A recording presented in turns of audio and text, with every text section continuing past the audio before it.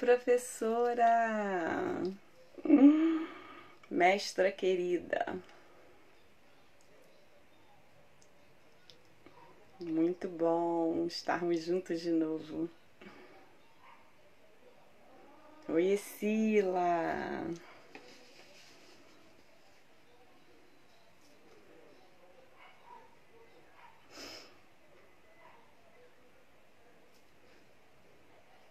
Então, vamos esperar todo mundo entrar. As pessoas entrando devagarzinho. Carol. Oi, Carol.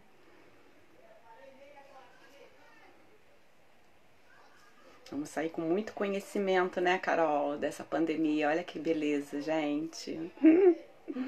Carolina tá em todas, tô gostando de ver. Olha, gente, não esqueça de dar os coraçõezinhos, tá? Os coraçõezinhos alegram a página e bota a live em evidência. Só apertar do lado. E a gente vai esperando, né? O pessoal entrando. É, muito. E como, né, Carol? Oi, Jorge, outro também, maravilhoso. A gente incansavelmente não para de estudar. Olha que coisa boa que tá sendo essa quarentena, relação a estudo, né? Muito bom te ver por aqui de novo, Jorge. Bem-vindos, todos que estão chegando, sejam bem-vindos. Não esqueça dos corações.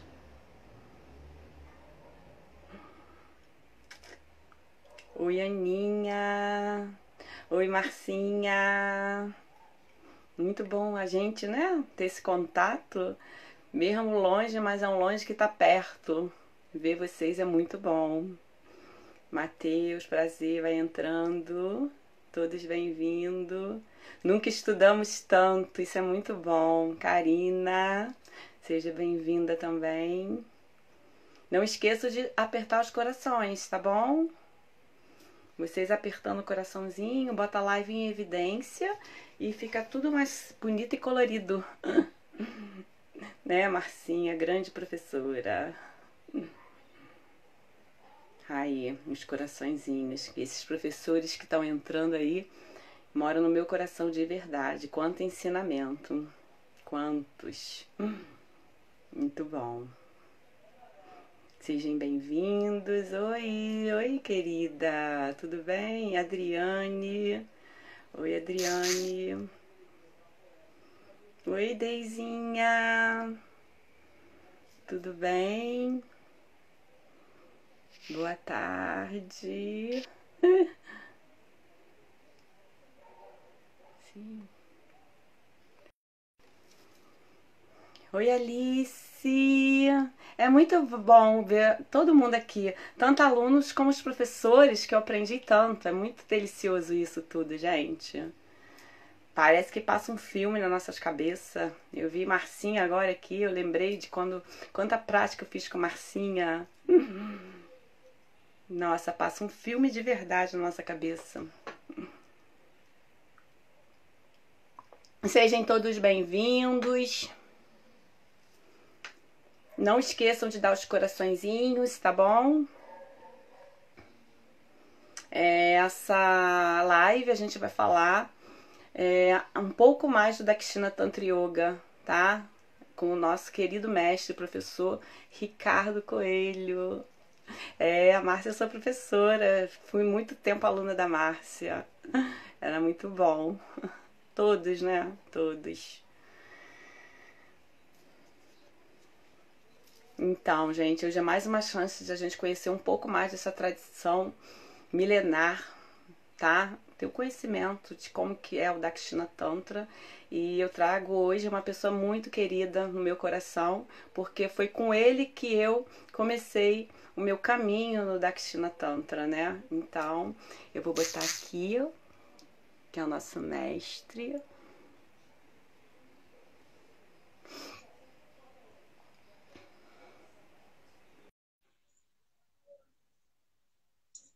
Não esqueça os corações, tá? Oi, Olá, mestre, tudo bom? Finalmente, é muito bom ver os professores que deram aula pra gente, né? Vai passando um filme na nossa cabeça. Muito bom mesmo. Então, a gente novamente, né, vai falar dessa linhagem maravilhosa, milenar, que é o Dakshina Tantra, com uma pessoa muito querida, que, como eu falei, foi com ele que eu comecei a minha trajetória no Dakshina Tantra, que é o professor e mestre Ricardo. Então, vou falar um pouquinho dele, né? Apesar que é bem longo, não dá para falar muito, né? Mas vamos falar rapidinho, né? Então, esse querido professor e mestre, ele iniciou sua prática no ano de 1996 com a professora Ieda Aldrich, uma das pioneiras do yoga no Brasil, com a qual foi iniciado nos fundamentos básicos do Hatha Yoga e Vini Yoga. É praticante de Dakshina Tantra Yoga e discípulo de Paulo Murilo Rosas desde 2003. Formou-se como profissional de Dakshina Tantra Yoga pela Associação Brasileira de Dakshina Tantra Yoga 2003 a 2005. Foi professor do Kailasa, tá? E em 2004, 2005. Em 2006, fundou o Vatayana, que eu falo que é a minha eterna escola, né? O Vatayana é o espaço de yoga que fica em Caraí, tá? Ele é onde ele é dirigente e professor. Ele foi presidente da Associação Brasileira de Dakshina Tantra Yoga também, tá? 2008 a 2012. É professor titular do curso de formação de profissionais de Dakshina Tantra Yoga desde 2009. Autor do livro Energias Sutis do Yoga, tá? Atualmente ele está pratica meditação budista com o Lama Alan Wallace desde 2015. Cursa a pós-graduação em gestão emocional nas organizações Cultivating Emotional Balance, no Hospital Albert Weiss, em São Paulo. Acho que eu falei mais ou menos, né, mestre? Então, hoje a gente vai conversar com ele. Eu sou praticante também de Dakshina Tantra Yoga, discípula do Ricardo, que foi com ele que eu comecei a minha trajetória.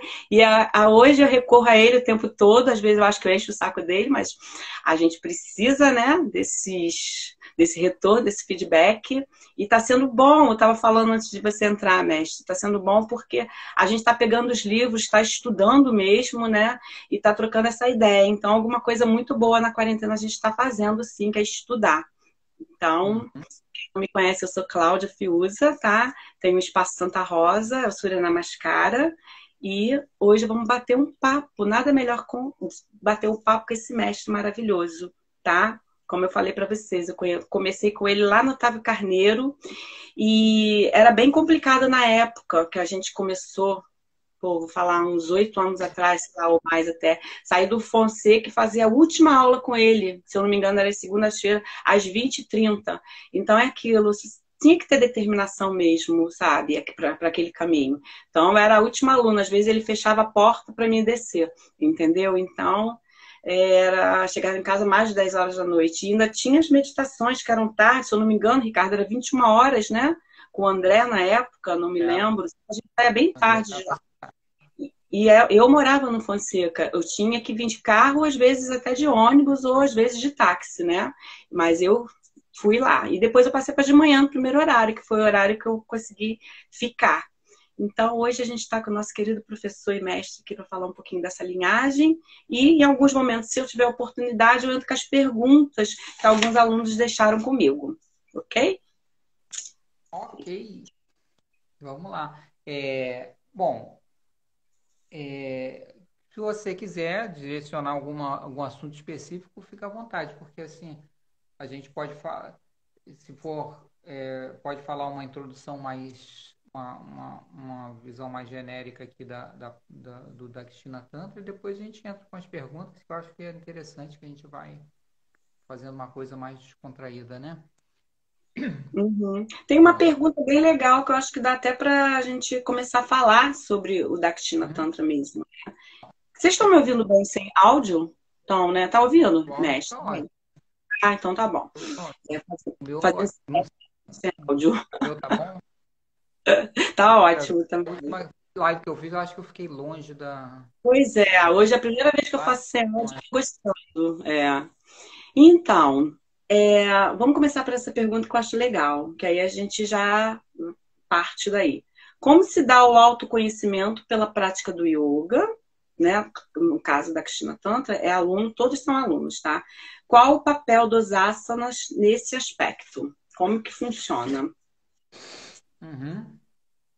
Tá, então tá dentro do que eu ia falar no início mesmo, né? Então, eu ia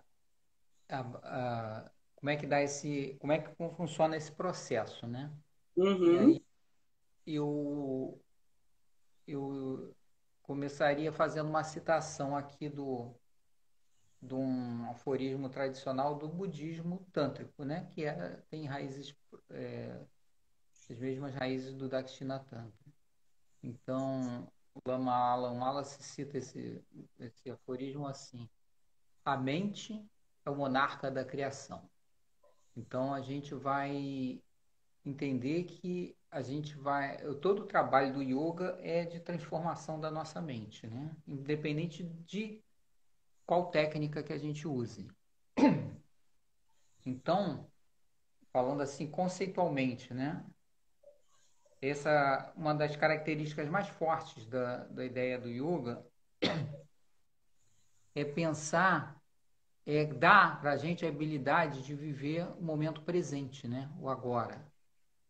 E isso é feito de uma forma através das práticas do yoga, né?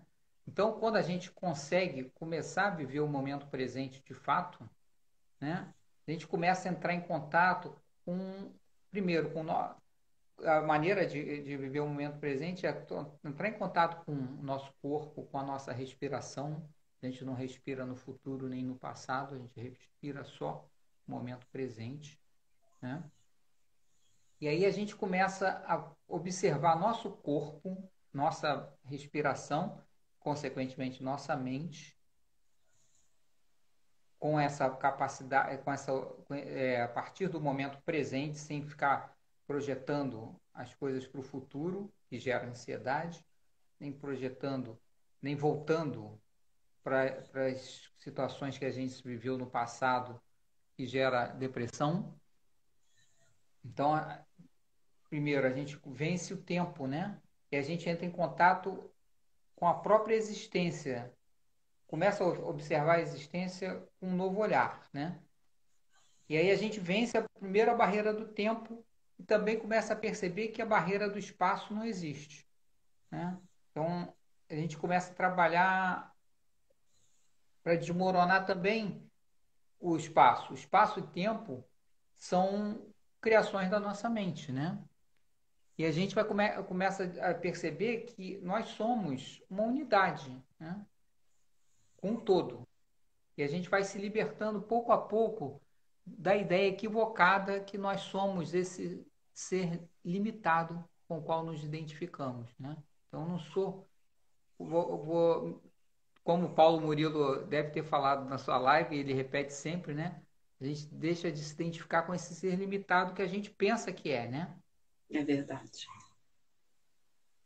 Então, esse tipo de afirmação hoje em dia, tudo é uno, yoga é união, etc, etc, virou até um lugar comum, né? Qualquer esotérico do Instagram repete essas frases. Qual é a diferença, né? Repete essa frase, mas o que acontece? Parece lugar comum, mas é um conceito primordial na filosofia do yoga, né? O problema é que aqui, como isso vai se disseminando de uma forma superficial, a gente pega os conceitos e vão sendo aplainados, eles vão ficando planos, né? Sem profundidade, né? As palavras perdem a força, né? Vão ficando mais vazias, né? Por quê? Porque elas não são fundamentadas na experiência, né? Numa experiência real, né? O yoga, a proposta do yoga é exercitar essa experiência. Antes da gente fazer digressões filosóficas, especulações sobre os conceitos, a gente experimenta, na prática, no corpo, o que é ver a realidade no momento presente, o que é sentir o corpo, sentir essa unidade. Isso é um processo de disciplina, de repetição, né? De usar toda uma tecnologia que foi criada durante milhares de anos, né? Foi criada há milhares de anos e foi sendo aperfeiçoada, né? A gente às vezes pensa que o yoga é alguma coisa que nasceu lá no passado e foi transplantado para a gente. Na própria Índia ele foi sendo aperfeiçoado, foi sendo ficando mais sofisticado, né? Então, no yoga, a abordagem começa por essa experimentação, pela experimentação individual, né? Eu e meu corpo, né? O objeto da experimentação científica, digamos assim, no yoga é o nosso próprio corpo e a nossa própria experiência, né? Nada, em nenhum momento no yoga a gente vai falar alguma coisa dizendo assim, isso é verdade, você deve acreditar porque eu estou dizendo, né? Pelo contrário, né? Você, pela sua experiência, você pode dizer isso, né? Você, em nenhum momento eu cheguei para você, você pode dar esse depoimento e fala assim, não, Cláudia, você acredita no que eu estou falando, que é o que é o certo. Muito pelo contrário, a gente vai fazendo aqui, né? E a pessoa vem às vezes com suas ideias preconcebidas, vem com outro objetivo para o yoga, às vezes vem achando que vai fazer alguma coisa para ficar tranquilinha, ou vai fazer uma prática para relaxar, ou às vezes uma prática física até, né? E aí a gente deixa a pessoa ir começar com essa motivação, porque qualquer motivação é válida, né? É E verdade. ela vai mudando, né? Pela própria experiência, ela vai percebendo que ali tem uma coisa a mais, né? Isso vai mudando também a nossa relação com a espiritualidade, o que a gente chama de espiritualidade, o que a gente chama de Deus, né? Então, a gente, a partir da experiência, faz os questionamentos e as reflexões, e não o contrário. Primeiro faz reflexões e estuda muito, e depois vou experimentar para ver se é verdade. Não, a gente primeiro experimenta, a partir da nossa experiência surgem as nossas questões, né? E a gente começa a perguntar e ter dúvidas, e assim vai funcionando o processo de autoconhecimento no yoga, né? Então, num momento, aí eu vou dar um pulo assim, né? A gente vai perceber que não existe lá fora um ser separado de mim que eu chamo de Deus, que é idealizado e com o qual eu não consigo, na verdade, me identificar, porque é separado, né? Existe um ser antropomorfizado, que eu chamo de Deus, que está lá idealizado, e existe eu, que sou um ser limitado, né? Ou com o qual eu identifico, né? Imperfeito, pecador, né? Essa é uma visão dual, né? E a maioria uma boa parte das tradições, mesmo na Índia, algumas, ela tem essa visão dualista, ou seja, que até certo ponto funciona, né? Então a gente vê Deus como um exemplo a ser seguido, mas a gente nunca, né, vai alcançar o ideal que é colocado nessas tradições religiosas ou espirituais. Pela ideia da tradição do Tantra, do Dakshina Tantra, a gente vai percebendo aos poucos que não tem um ser lá fora, em algum lugar, que eu chamo de Deus. E aí agora o que eu vou falar pode parecer polêmico, mas explicando direitinho a gente vai perceber que não é, né? Aí a gente vai mudando a nossa perspectiva, a gente vai começando a perceber que essa ideia de Deus não é diferente do que eu sou. Ou simplificando, eu sou Deus. Aí, caramba, mas como assim? Você está falando que você é Deus? Eu sou, você é Deus. As pessoas que estão assistindo a gente também são Deus. Então, não é uma visão autocentrada, pelo contrário, né? É, todo, é, todos somos um só Deus, né? Como se nós somos um só Deus olhando o mundo a partir de perspectivas individuais, diferentes, mas a partir da mesma fonte, da mesma unidade, né? Então Deus e nós somos uma mesma unidade. Isso, em linhas gerais, é como se é uma das formas da gente explicar a não dualidade, né? Uhum.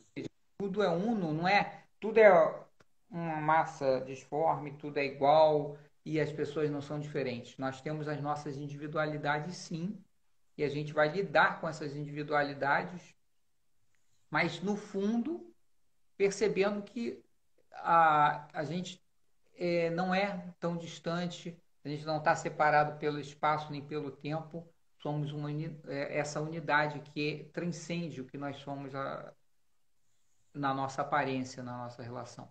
A gente pode comparar isso assim com a ideia de um sonho, né? Então, num sonho, quando você sonha à noite e imagina assim, você chega à noite, tem um sonho, aí você dorme, aí acorda no sonho, você é a Cláudia, personagem do sonho, e você se vê como a Cláudia no sonho real, e você tudo que acontece no seu sonho parece real e você acredita que é real. E no sonho você interage com muitas outras pessoas, né? Umas conhecidas, outras não.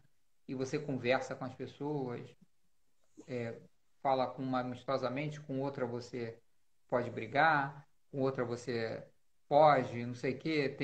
Tem relação com, vamos dizer, tem 30 pessoas no teu sonho. E você tem essas relações, se relaciona com essas pessoas todas. E aí, mas você é a Cláudia. E as outras pessoas são quem? De onde vieram as outras pessoas que estão no seu sonho? Pode até ter um monstro no teu sonho, pode ter um anjo, pode ter qualquer coisa no sonho. Quem são? De onde vieram essas pessoas todas, essas 31 pessoas com você que estão no teu sonho? Vieram da mesma fonte, da tua mente, né? Porque sua mente criou esse sonho, criou as pessoas, mas você acha que você é uma pessoa separada das outras, né? E, pô, e acredita nisso, e acredita, interage com as outras pessoas como se elas fossem de uma fonte diferente. Mas todas as pessoas que estão no teu sonho vieram da tua mente, de uma mente só. Né? Então, a gente pode transplantar essa ideia para nossa vida aqui. Nós interagimos, conversamos aqui. Eu acredito que você é uma pessoa diferente de mim, mas todos nós viemos da mesma mente. Né? O que essa mente que você usa a palavra Deus pode chamar de Deus, né? Se você usa outra palavra se você pode chamar de absoluto, pode chamar de vacuidade, você pode chamar do que quiser, mas é como se fosse uma fonte original. Ou se você é do Dakshina Tantra, você diz que essa origem é Shiva, né? Porque no Tantra a gente usa essas palavras para definir esses conceitos, mas também são palavras para definir conceitos, não são conceitos absolutos, né? Então no Tantra a gente tem, aí falando especificamente do Tantra, esse conceito Shiva, que é a consciência sem forma, e Shakti, que é a criação, que é toda a manifestação que existe no universo, né? Então, são esses dois princípios, o Shiva e a contraparte Shakti, né? Então, Shiva e Shakti são uma unidade. Eles parecem ser dois, mas eles são um. Um não existe sem o outro, né? A, a consciência e a manifestação e a criação, né? Então, no Tantra a gente chama de um princípio masculino e feminino, mas sem fazer nenhuma conexão com a ideia de gêneros, né? É só como um nome que a gente dá esse princípio. Então, basicamente, conceito, eu Uhum. falei do conceito de Tantra, né? Depois a gente pode, a partir das perguntas, ir falando de como funciona o processo especificamente, como é que a gente trabalha no nível energético, aí você pode puxar mais essas perguntas aí. Tá, então, aqui tem. Ficou confuso? Ficou meio... Viajou um pouco, mas é mais ou menos essa ideia, né? Então, vou botando as perguntas e a gente vai arrumando aí, as pessoas vão voltando e eu acho que vão entendendo. Assim, por que os asanas mexem tanto conosco? E logo em Uhum. seguida vem uma pergunta. O Kurunta veio junto com a linhagem, como ele era feito na Índia? Uhum. Então, duas perguntas diferentes. O asana, dentro desse conceito, é porque por isso que é bom botar o conceito, né? O asana é uma ferramenta. Então, para a gente conseguir adquirir essa visão da unidade, né? Atingir um equilíbrio da nossa personalidade para, a partir de então, tentar acessar esse equilíbrio, essa visão, né? Porque a ideia do yoga a gente sempre começa por essa visão. Se a gente começa, se a gente começa a fazer a prática, que é muito comum, com um- uma motivação errada, a gente vai ter tempo para fazer, para corrigir, mas aos poucos a gente vai, como professor, vai tentando ensinar ao aluno que a motivação do yoga não é uma motivação simples, né? Ou é simples até demais, né? Mas só que ela não é uma motivação externa, exterior. Ou seja, eu não faço yoga para eu ficar com mais flexibilidade ou para ficar mais forte, para eu fazer posturas difíceis, né? Para eu fazer uma atividade física porque eu estou muito tempo parado. Tudo isso é válido, é bom. Ou eu faço para ficar tranquilo porque eu sou muito agitado, ou eu faço para eu me ativar porque eu sou muito parado. Pode ser por qualquer motivo, mas todos esses motivos eles não são o motivo do yoga existir. O motivo do yoga existir é esse de mudar a nossa visão de mundo, né? A maneira como a gente enxerga o universo. Os asanas são uma das ferramentas que a gente usa no Daksina Latim. Tantra. Isso. Como é que eles fazem isso? Aí os yogis, os rishis, primeiros sábios tântricos, eles tinham esse conceito primeiro. E aí eles começaram a perceber o seguinte: dentro desse conceito que não há separação, né? E que o corpo e a espiritualidade são a mesma coisa, então eles começaram a perceber o seguinte: o corpo que nós temos, esse aqui, imperfeito, e a mente imperfeita que a gente tem, é a ferramenta para a gente atingir essa visão. A gente está aqui no mundo para isso. E eles começaram a desenvolver técnicas ou tecnologias para que a gente pudesse acessar essa visão. Porque é bonito falar, às vezes fica, palavras bonitas, não sei o quê, mas e aí, como é que a gente faz? Então eles foram, a partir da ideia de que qualquer coisa no mundo pode ser um caminho para o autoconhecimento, e o corpo é o principal, é a nossa principal ferramenta, inclusive é o nosso templo, né? É aqui que a gente vai fazer. No Tantra, em vez da gente fazer um altar lá, embora a gente possa fazer também um altar, mas o altar é acessório. Você pode fazer um altar e ficar rezando para o Ganesha ou para qualquer outra deidade. O seu altar é o seu corpo, né? A partir do teu corpo você vai fazer esse processo de transformação. Então, eles foram desenvolvendo técnicas, né, respiratórias, técnicas que usam também emissões de sons, que são os mantras, técnicas de meditação, técnicas de visualização, que a gente no Dakshina Tantra chama de yantras, né? E técnicas de limpeza do corpo e técnicas de posturas físicas, né? O que eles foram percebendo é o seguinte: algumas posturas físicas induziam estados da personalidade. Ou, se a gente for falar entrar no nível sutil energético, eles trabalham o fluxo de energia no nosso corpo. E aí eles começaram a descobrir através, e como é que eles descobriam, né? Como é que eles faziam, entendem que existe um fluxo de energia no corpo? Qual é o instrumento que se usa para medir esse fluxo de energia no corpo, né? Que é essa energia que a gente no Dakshina Tantra chama de prana, que é a fonte matriz da vida no universo. Então, ao contrário, aqui como ocidental, a gente vai pensar logo, ó, vou criar um instrumento, uma máquina que vai medir e de fora como é que funciona esse fluxo. Até agora não conseguiram medir essa máquina, mas os indianos, os mestres lá indianos, eles conseguiram através de estados profundos de consciência, alterados de consciência, através de práticas meditativas e outras, começar a perceber como funcionavam esses fluxos no corpo, né?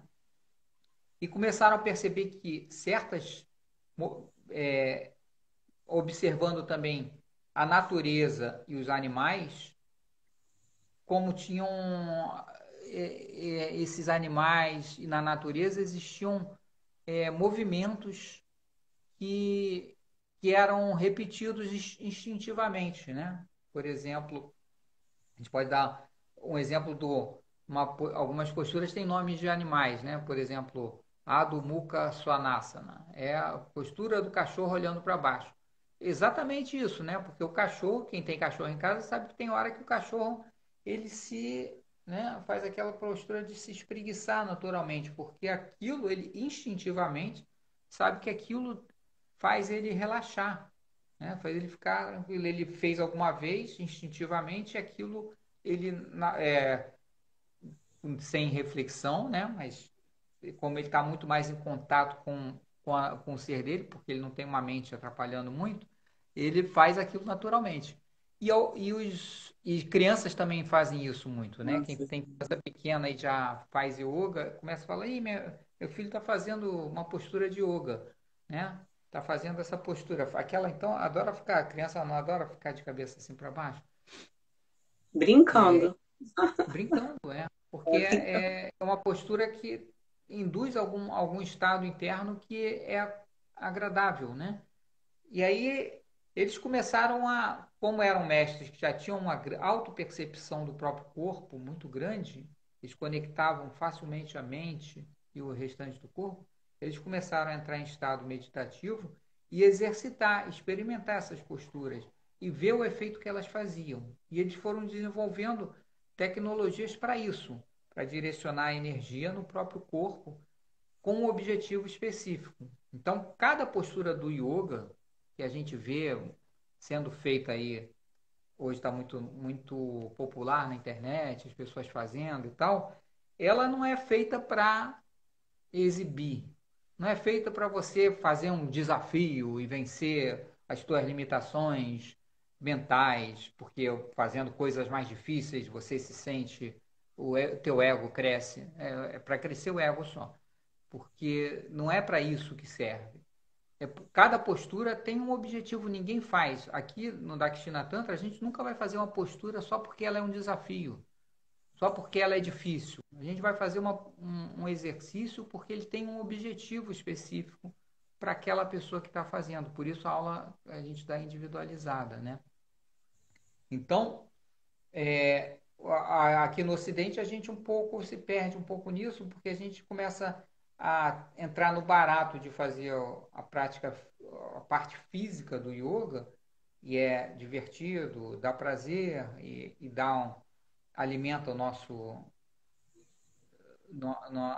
ego, né? E a gente, por um lado, faz parte um pouco, né? A gente se motiva para fazer, mas se a gente desconectar totalmente do objetivo principal do yoga, a gente vai virar um ginasta e não um praticante de yoga, né? É verdade. Então, um ginasta pode ser muito bom, ou um bailarino pode fazer coisas muito mais difíceis do que um yogi, né? Mas ele não quer dizer que ele é um yogi, né?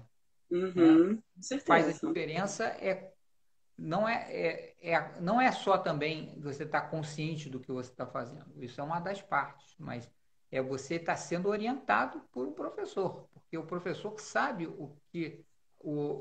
por que você está fazendo certas posturas. Então, não adianta você pegar um aplicativo agora tem aplicativos no celular, né? E tem práticas de yoga. Aí você pega aleatoriamente posturas e vai fazendo. E aí pode fazer algum efeito em algum sentido, mas o efeito o efeito que vai fazer não é aleatório e não é direcionado. Então você não vai, pode até progredir até certo ponto, mas depois você vai ficar meio estagnado, porque você não tem uma orientação, não tem uma direção na tua prática, né? Então o yoga tem que ser feito com uma orientação, com um objetivo, né? E aí a gente entra no Dakshina Tantra por aí como a gente aqui na nossa linhagem trabalha, né? Que é pensando sempre nas pessoas individualmente, né? Então a gente vai pegar a prática individual da pessoa, a visão individual da pessoa, a gente vai fazer uma anamnese, né? Ver a necessidade de cada pessoa. A partir dessa necessidade, às vezes uma necessidade inicial, a gente vai direcionar o que ela precisa fazer como prática. E à medida que ela vai evoluindo na prática dela, a gente vai acrescentando coisas novas, vai mudando a direção que ela está indo, e até que ela consiga fazer um direcionamento de começar a mexer no nível dos chakras de uma maneira mais profunda e fazer esse processo que a gente falou lá no início. Por isso que foi importante, eu achei importante falar nisso, dessa coisa mais idealizada da visão do Tantra, né? Da gente enxergar a realidade como ela é, né? Mas a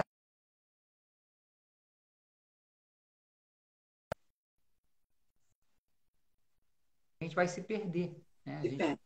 O aluno não está nessa meta, porque não adianta a gente falar para qualquer pessoa que chega no yoga ficar fazendo esse tipo de discurso, porque o pessoal vai falar, o cara está viajando aqui, eu vim aqui só para ficar tranquilo porque não consigo dormir de noite. Aí você vai começar a fazer discurso, né? E a gente no yoga não está nesse barato. A gente quer ajudar as pessoas, né? Então a gente vai ouvir e vai falar, tá, eu posso te ajudar. Mas se você tiver disposto a fazer a prática e a gente vai tentando ver o que vai fazer, né? A gente também não promete nada, porque prometer é uma coisa muito relativa, né? Depende de muitos fatores. A gente está trabalhando no campo subjetivo das pessoas. Eu acho que aí é até interessante. O seu caso, você até falou um pouquinho, acho que na live com o Paulo, né? Da sua história, né? Com a Carlinha, a Carla. Com a Carla, isso, com a Carlinha. Com a Carla, que foi depois já passou a ser sua professora, quando você foi para de manhã. Legal. E aí a tua história é muito isso, né? Você é um caso assim, é um estudo de caso para gente, né? Eu acho que assim, é um exemplo muito bacana de uma pessoa que veio e no início sabia muito bem o que estava acontecendo ali, mas sabe, tem uma parte da gente que tem uma parte interna da gente que fala assim, pô, tem um negócio aqui que é diferente, que está mexendo alguma coisa dentro de mim que é diferente. Não sei o que é, mas aquilo é como se acendesse uma luzinha, né, dentro, né? E aí a pessoa se motiva, né? Você, como é uma pessoa muito disciplinada, começou a fazer e veio com muitas questões, muitos problemas físicos, inclusive, né? Entendeu? E aí eu falava, caramba, o que eu faço para porque ainda tinha assim, vamos fazer o mínimo, né? Para o corpo, né? Quando você chegou era para o seu corpo ficar confortável, porque você tinha questões de coluna muito sérias, né? Lembra? Aí ainda tinha um detalhe assim que você fazia, você até falou, eu fazia muita malhação e tal, não sei o quê, Acho mas que na você época não fazia mais. Mas antes. estava recuperando da doença e tal, mas fazia pilates. Aí você fazia pilates 3 vezes por semana, eu acho. Aí o pessoal fazia Forte, isso 2 vezes mesmo. pilates e uma yoga. Aí eu falei, tá bom. A Pilates é bom. Faz lá o seu Pilates, fica quietinho. Aí ela ia para aula de yoga, ficava, tô tão bem, não sei o quê. Aí vinha na aula seguinte, ela voltava, tô com dor de novo, não sei onde. Eu falei, tá. Aí, vamos fazer aqui a aulinha. Aí ela começou a perceber que a dor era depois da aula de Pilates. Aí ela falou, eu vou fazer agora 2 aulas de yoga por semana e uma de Pilates. Isso mesmo, é. Isso mesmo, é. Tá bom. Eu só fazia assim, tá bom. Ele só concordava, Terminou é. o Pilates. Não é, Pilates é muito bom, eu recomendo aos alunos fazerem sempre, mas é uma prática também muito que trabalha muito no sutil. E se o professor não tiver muito essa visão, ele pode também errar na mão, né, no Pilates. Eu falava, esse lugar que ela está fazendo, às vezes é o lugar que a gente está fazendo. A pessoa tá passando, tá forçando o limite dela, né? E aí ela tá se machucando. Ela vinha com dor, vinha com sentido não sei o quê, cada dia uma coisa diferente. Aí eu falava, mas aí, como professor de yoga, você sabe hoje, né? Você não pode falar para o aluno, sai desse Pilates aí que tá fazendo mal para você. Aqui é o bom e vai. Nunca, né? Não Aí quando pode. aí a gente deixa a pessoa ir descobrindo sozinha, porque o processo é da pessoa, ela tem que fazer as descobertas, né? E aos pouquinhos você foi, até a hora que você passou a fazer 3 vezes por semana yoga, porque É isso. viu que aquilo é que estava te fazendo bem, né? Que quando você fazia yoga ficava bem, quando fazia o outro ficava às vezes bem, às vezes ficava mais ou menos, às vezes ficava mal. E aí a gente foi fazendo trabalho. Agora, nenhum professor de Dakshina Tantra ou de qualquer outra modalidade de yoga nenhum milagre ou faz nada sozinho, né? Aliás, não faz nada, né? Quem faz é Exato. o próprio aluno, né? Então você teve a disciplina de continuar, você percebeu, né? Começou a perceber no seu corpo essas mudanças, né? E perceber que elas eram positivas. E aí essas mudanças que começam no nível físico primeiro, elas começam a também atingir um nível mais sutil de mudar a maneira como a gente se relaciona com as outras pessoas, né? As mesmas situações que a gente sempre viveu e às vezes a gente já tem uma certa estrada na vida até, né? Quando é jovem é mais fácil mudar. Mas quando a gente já está com uns 40, 50 anos é muito mais difícil mudar, né? A gente já tem aquele hábito há muito tempo e está arraigado.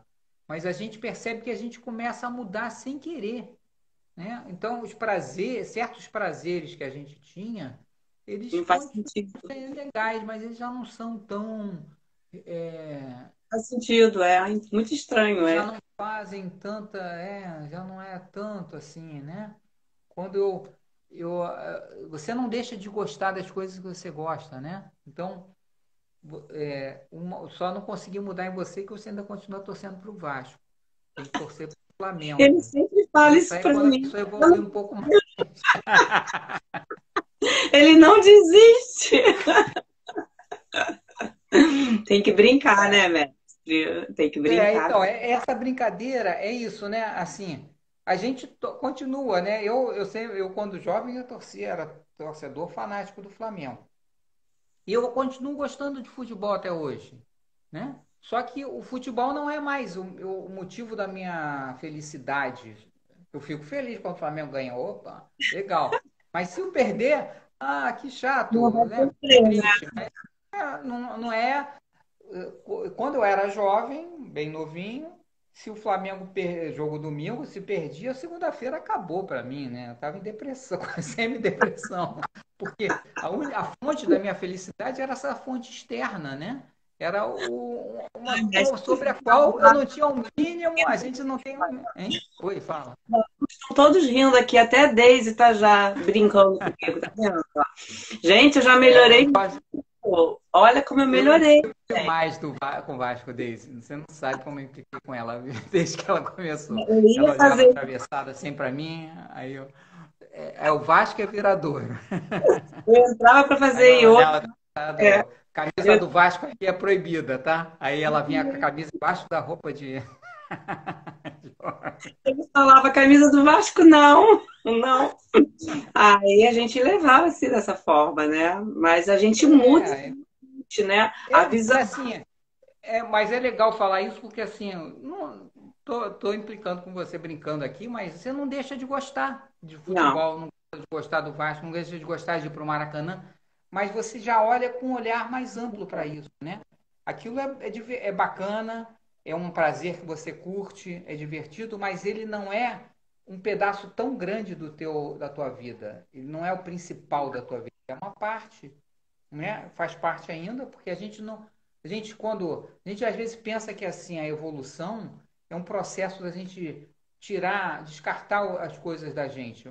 Não, a gente vai englobando mais coisas no nosso universo. E aqueles que estavam, os bons, né? As coisas boas que a gente tem no universo, no nosso universo, elas passam a ser uma parte lá de dentro, menor. Mas a gente tem um universo maior onde a gente transita. Nossas bolhas vão aumentando, né? Vão crescendo a, a visão nossa. Então, até hoje eu gosto. Parei ontem com o Estevão, meu filho, aqui para ver o jogo do Flamengo, que eu não via há um tempão por causa da quarentena. Fiquei aqui toda hora para ver, torci, não sei o que, me diverti. E agora tá bom ser Flamengo, né? Agora agora, contar esses a últimos verdade. anos está muito bom, é. É. Agora, antes tinha um sofrimento, agora tá só felicidade. Aí, aí eu fiquei ali, mas também não é mais aquela felicidade. Isso é interessante falar, porque eu gosto do futebol como metáfora, né? Porque isso. Por que que a gente se apega às coisas, a essas coisas que a gente acha que dão a nossa felicidade? Porque ao mesmo tempo, e por que que às vezes coisas que nos fazem sofrer, às vezes relacionamentos, né? A gente pode transportar isso para o relacionamento, para o trabalho, para outros campos da vida. Mas eu vou usando o futebol como metáfora. Quando o Flamengo perde, ou o Vasco perde, tem um sofrimento horrível. A gente, que perdeu, e ficava assim, isso com a gente bem cru, né? Mas em compensação, quando ganha, é uma felicidade, né? Maravilhosa. Então, quando você começa o seu processo de autoconhecimento, você fica nesse conflito. É o conflito do apego, né? Porque do apego e aversão, né? Esses contrastes que a gente vive no mundo. Então, se eu deixo de amar tanto o meu clube, o meu Flamengo, o futebol, eu vou sofrer menos quando ele perder, mas também quando ele ganhar eu não vou ficar tão feliz assim. É verdade. Então É um, às vezes eu faço uma conta, né? Então por causa desse prazer eu aguento o sofrimento. E às vezes eu tenho uma namorada, um namorado que me dá muito prazer no momento, mas também me dá muito sofrimento no outro. Aí eu aturo esses pequenos momentos de prazer, eles validam o sofrimento que eu sofro em outros momentos, porque eu estou apegado, né? Então o processo de desapego é um pouco se livrar desses contrastes, né? Mas quando a gente se livra dos contrastes, a gente também se livra desse falso, né? Dessa felicidade que é efêmera e que dura pouco, porque toda essa ideia de felicidade assim, ela vai ser sempre com começo, meio e fim. Assim como a tristeza, o sofrimento também vai ser começo, meio e fim. Tudo vai ser impermanente, né? Então a gente começa a perceber que essas relacionamentos, bens materiais, sucesso, reconhecimento, tudo isso são prazeres que são interessantes, que a gente não pode dizer que vai rejeitar, mas que eles são efêmeros. Uma hora está funcionando, outra hora não está, né? Uma hora eu estou o meu espaço de yoga lá cheio de aluno, maravilhoso, feliz da vida. Daqui a pouco uma pandemia, acaba tudo e fechou o espaço e eu agora tenho que entregar a sala porque não dá para sustentar. E aí tudo, se você até ser o professor de yoga pode ser um apego, né? Então a gente fica com aquilo, isso aqui agora é minha vida, o yoga. Aí vem uma pandemia e aí desmanchou É verdade. tudo aquilo que você investiu de energia, E pro de, outro. de tudo vai do outro pro outro. Essa É. pandemia é um exemplo maravilhoso da impermanência. Então a gente tem que olhar assim, né? Então, se a gente está apegado, o sofrimento proporcional vai ser muito grande, né? Se a gente tem um apego menor, a gente vai sofrer um pouco. Eu perdi, mas a gente vai saber que isso também vai passar e que a gente vai recomeçar de uma outra forma. Talvez não seja exatamente a mesma forma que estava antes, mas a gente vai agregar um novo aprendizado, né? E aí a gente vai também desenvolvendo esse sentido de ter autocompaixão, né? Que é um outro conceito que é bacana um dia a gente conversar A gente vai sobre ter isso. que falar mais vezes, porque a gente já falou quase 50 minutos. Eu falo pra caramba. Mas fala Não, pergunta para a gente fechar então mais um pouco aí. é um assunto muito largo mesmo. Então, deixa eu ver se tem alguma coisa que você não falou aqui. Tem muitas perguntas, mas deixa eu ver aqui. Tem muitos alunos relatando que. Ah, tá. Porque às vezes fazemos tão bem a série e tem dias que não fazemos bem. Isso está acontecendo muito com os alunos agora.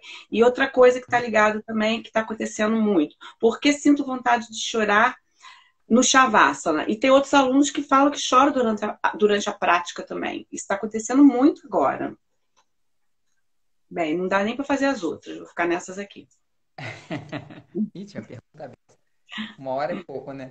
Aí, É. assim, eu, o Shavá, por que que a gente sente essas coisas, né? Às Primeiro, vezes o porque aluno está lá na prática dele maravilhosamente bem, já faz bem, aí ele vai em determinada asana, ele chora. Chora e a é, gente sabe o porquê, mas eu queria que você falasse, porque os que me perguntaram estão aqui.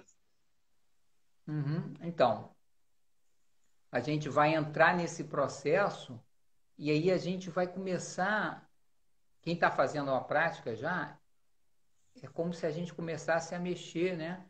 Nesses canais energéticos que eu estava falando, nesses chakras. E aí quem está sentindo esse tipo de sensação, ele é como se fosse assim, começa, a gente já está quem está fazendo yoga há algum tempo, começa a acessar alguns níveis mais profundos da nossa consciência, ou do nosso, que estão ligados ao nosso corpo, aos nossos chakras, né? Então, aquela prática que você está fazendo começa a liberar, a desbloquear coisas que estavam bloqueadas na tua vida, né? E emoções que às vezes estavam reprimidas. Então, quando vem uma catarse, um choro numa situação, num shavasana, é que você fez toda uma prática e mexeu com o fluxo de energia no teu corpo. E o shavasana é aquele momento em que você deita, e o que eu falo sempre para os alunos é isso, às vezes o aluno está com pressa.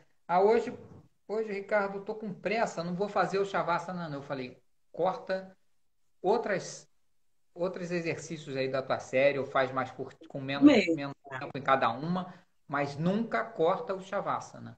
Shavasana é o primordial, porque a hora que você deita no Shavasana e fica ali paradinho, é a hora que o teu corpo vai metabolizar todo aquele processo que você fez durante a tua série, tua prática toda que você fez de uma hora. E aí você vai ficar 10 ou 15 minutos ali paradinho e você está parado externamente, mas teu corpo, o fluxo de energia no teu corpo está circulando e está tentando equilibrar aquele processo todo que você fez. E às vezes é nesse momento em que você para e tua mente tranquiliza, em que essas emoções brotam.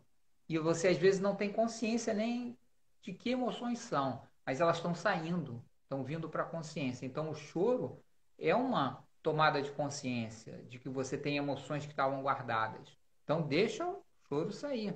Olha, O importante é que você não reprima esse processo, né? E deixa aquilo sair naturalmente.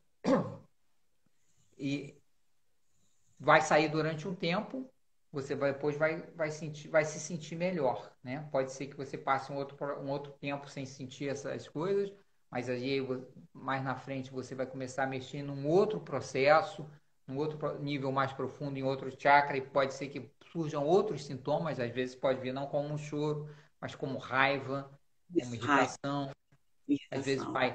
fica com raiva do professor, a Cláudia que é a culpada, porque ela me passou aquela coisa errada ali. Ela fez aquela coisa, eu me machuquei por causa da, né? Ela, ela não me deu atenção na aula, né? Isso, Ou coisas desse atenção. tipo, Fazer isso né? com o Ricardo E a também. gente direciona para fora, né? Coisas que a gente está sentindo dentro. É, E aí esses sintomas vão surgindo, mas eles fazem parte do nosso processo pessoal, é natural, né? Claro que a gente, como professor, e é importante isso, né? Todo aluno falar o que isso. está acontecendo com Feedback ele, dele, o é muito professor, bom. porque o professor vai pegando esse retorno, esse feedback, e ele vai ajustando a prática, né? Porque às vezes alguns desses processos podem ser muito incômodos para a pessoa, podem ser difíceis, né, num certo momento da vida. Por exemplo, a gente está numa situação nessa de quarentena em que essas situações estão brotando naturalmente, né? Às vezes a gente fica triste sem saber por quê, porque a gente perdeu todo o mecanismo externo que a gente tinha de mascarar os nossos sentimentos, mascarar as nossas dificuldades, nossos sofrimentos. A gente botava toda a nossa energia no trabalho, ou em cuidar dos outros, ou em fazer coisas, e aí não tinha tempo para se voltar para dentro. Aí arrancaram todas essas Máscaras mesmo, né? Eu acho, sei lá. mais do que máscaras, assim, ferramentas de auto-engano, né, que a gente tem. Aquelas ferramentas de auto-engano que a gente cria no mundo, né? Eu tenho que estudar, não tenho tempo para mais nada. Aí eu vou fazer duas faculdades ao mesmo tempo para ocupar minha mente, porque aí eu não preciso pensar que eu estou triste porque eu não consigo me relacionar com as pessoas. Estou inventando coisas aqui, mas isso, É, né? moço. E o É, nosso tempo encerrando. Olha, eu prometo que eu vou trazer ele de novo. Foi difícil, dois mas eu vou minutos. trazer. Eu tô Se ligado. acabar, gente, tá? A gente não desligou, não, A gente tá? pode fazer um dia só de perguntas depois. Ficaram várias perguntas aqui, mas não tem problema, não. É, eu acho que foi bem esclarecedor, né? Eu acho assim, eu estou falando com os alunos também rapidamente, né? E nosso mestre, Ricardo, que é o autor desse livro aqui maravilhoso, Energia Sutis do Yoga, que hoje a gente está usando até mais pranayama, né? Que está sendo um recurso muito bom, as É, pranayamas, criais, está sendo um recurso maravilhoso. Assim que eu estou usando mais do que nunca usei, estou lendo mais do que eu nunca li também, né? Então, gente, eu tô aqui, o mestre tá aí, tá? é, Então, você tá, deixa uhum. ele terminar, que só tem mais um minutinho. A gente está pensando em lançar, estava pensando em lançar até o fim do ano esse livro no Kindle, né? Na Amazon, mas teve essa pandemia aí, e aí eu estou dependendo também da Carlinha, Aí né? é Vou fogo. dar a minha. Então, ela que fez essa edição para mim, e assim, estou dependendo dela mandar para a gente adaptar para o Kindle, para a gente lançar, porque meus livros estão acabando, meu estoque Não, não aqui. conseguia mais trazer para o espaço. É. Lá acabou É, tudo. Mas, mas vai eu acabar. já quero lançar pela Amazon. Aí a Alessandra Ah, vai ser ótimo ter e-book para aqui, que a Carol tá falando, tá? Muitos alunos adquiriram mesmo esse livro, eu gosto muito